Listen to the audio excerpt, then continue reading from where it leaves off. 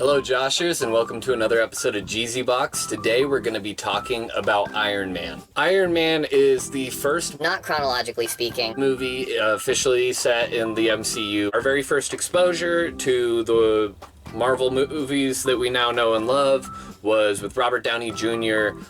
First playing Tony Stark opposite Jeff Bridges. Tony.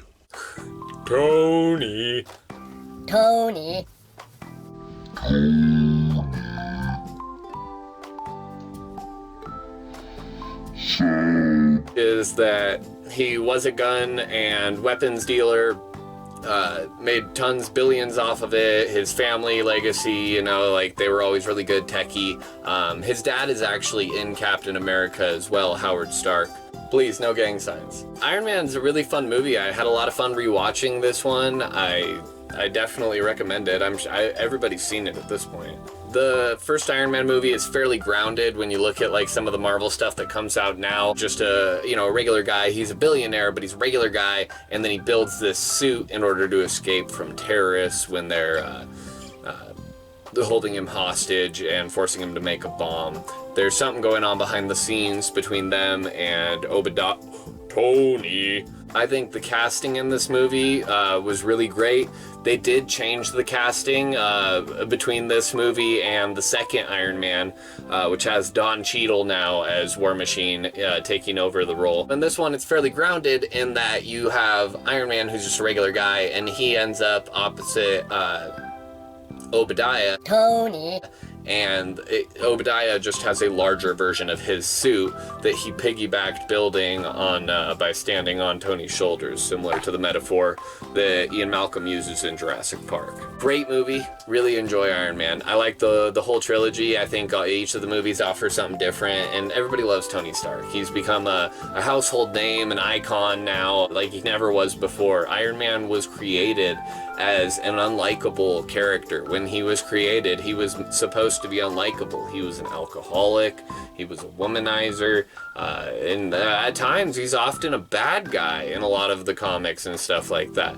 But Disney found a way to champion him, and they sent him out on a really high note, a really positive way. I do have suspicions because of the fact that we're about to see some upcoming Iron Man projects, including Ironheart, which will be about a girl taking on the mantle of Iron Man in a way, and she's a younger version, more like a Spider-Man or a Miss Marvel age.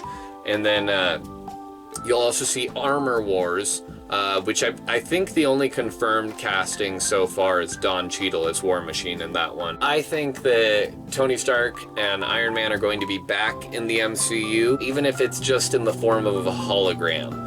Marvel likes to create backdoors that they can test out on fans by using like the comics and some of their other media. And so they've already tested out various versions of this. Like a lot of the inspiration for this version of the Avengers and the MCU is based off of, or at least has its foundation on, the Ultimate Comics, the Ultimate Universe in Marvel.